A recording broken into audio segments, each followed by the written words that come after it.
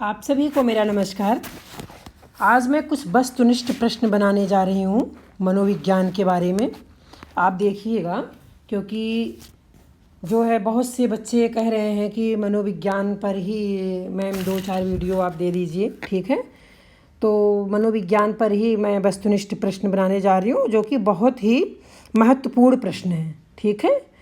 और यहाँ से पूछे जाते हैं कभी कभी। आपको कल मैंने बताया था शिक्षा मनोविज्ञान के बारे में, तो उसी के आगे मैं चल रही हूँ। मनोविज्ञान मन के अध्ययन का विज्ञान माना गया है। समझ में आया? ये भी पता होगा आपको। मनोविज्ञान की यह परिभाषा करीब करीब 1870 तक सर्वमान्य रही है, ठीक। और मनोविज्ञान जो उस समय दर्शन शास्त्र की एक शाखा थी। आया समझ में? अब इसके आगे नहीं बताऊंगी क्योंकि वीडियो बहुत बड़ा हो जाएगा। हाँ, तो चलते हैं, वस्तुनिष्ठ प्रश्न कुछ देखते हैं। पहला प्रश्न है जैसे, मनोविज्ञान की प्रथम प्रयोगशाला की स्थापना किसने की थी? ठीक है, मनोविज्ञान की प्रथम प्रयोगशाला की स्थापना किसने की थी? विल्हेम वुंट ने किया था, कि टिचेनर ने, कि जॉन डेवी ने, कि इनमें से कोई नहीं। आप बताएं कि कौन सा है इसमें, का है कि खा कि गा कि घा? तो मनोविज्ञान की प्रथम प्रयोगशाला की स्थापना किया था विल्हेम वुंट ने किया था, ठीक है। ये प्रश्न, ये आंसर सही हो जाएगा। दूसरा प्रश्न है, मनोविज्ञान की प्रथम प्रयोगशाला की स्थापना कब और किस विश्वविद्यालय में हुई थी? कब और किस विश्वविद्यालय में हुई थी? तो आप बताइए कि 1779 लिप्जिग विश्वविद्यालय में, कि 1879 लिप्जिग विश्वविद्यालय में, कि 1879 जॉन हिपकिंस विश्वविद्यालय में, कि 1779 स्टैनफोर्ड विश्वविद्यालय में? कहाँ पर हुई थी?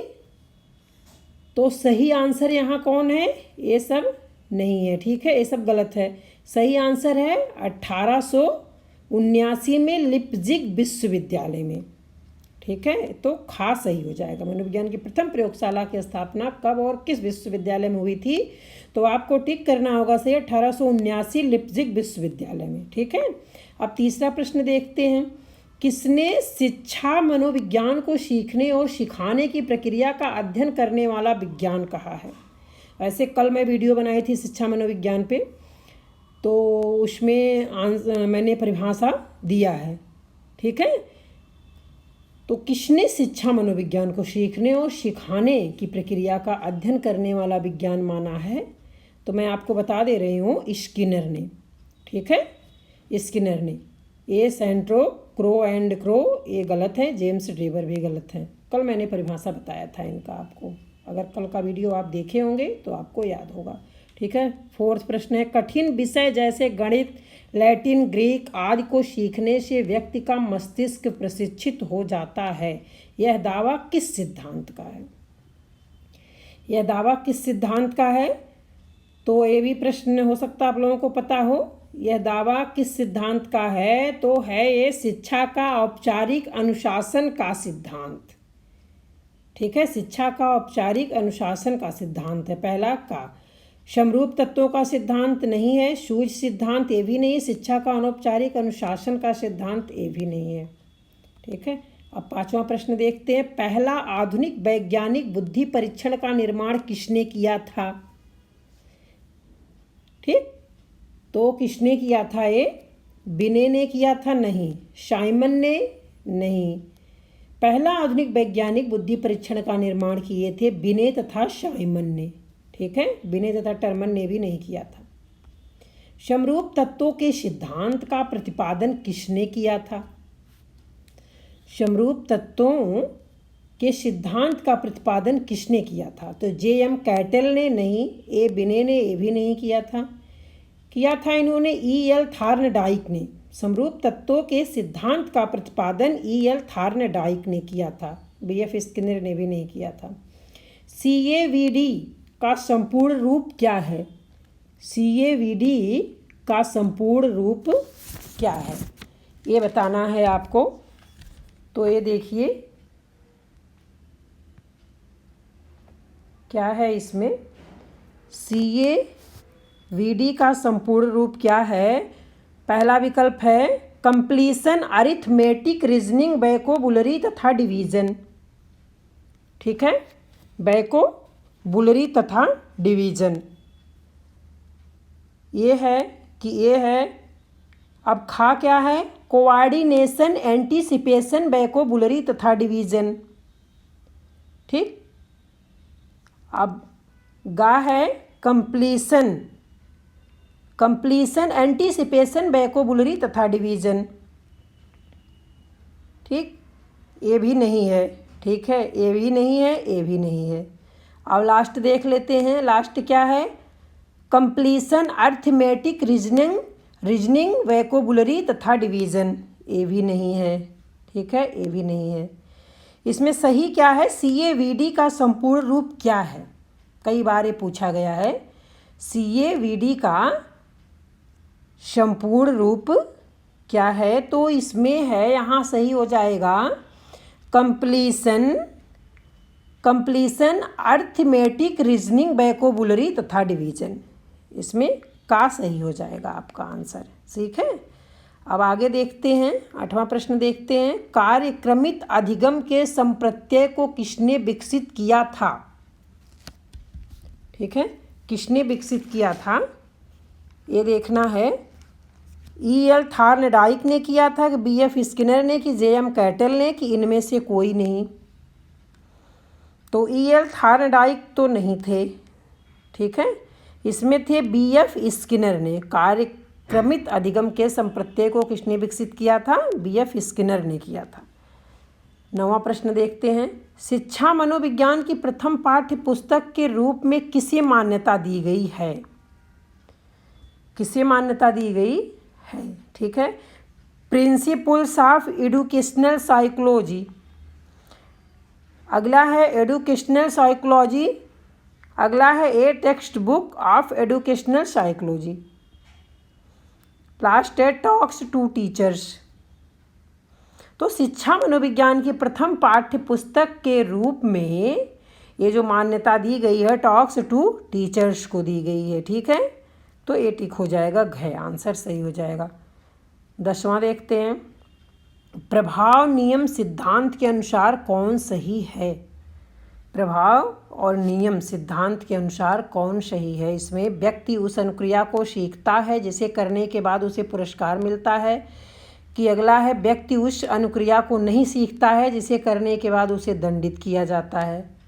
ठीक है, ये भी नहीं है, ये भी नहीं है। व्यक्ति उस अनुक्रिया को करना सीख जाता है जिसे करने के बाद उसे दंडित किया जाता है। ठीक, तो ये नहीं है। ठीक है, ये जो है यहाँ जो आंसर सही हो जाएगा, व्यक्ति उस अनुक्रिया को सीखता है जिसे करने के बाद उसे पुरस्कार मिलता है। तो ये हो जाएगा व्यक्ति का सही है, व्यक्ति उस अनुक्रिया को नहीं सीखता है जिसे करने के बाद उसे दंडित किया जाता है। सही है, ये भी सही है। ठीक है, तो यहाँ का और खा दोनों सही है, केवल गलत है यहाँ गा। ठीक है, अब आगे चलते हैं। अगला प्रश्न देखते हैं क्या है। शिक्षा मनोविज्ञान की विधियाँ।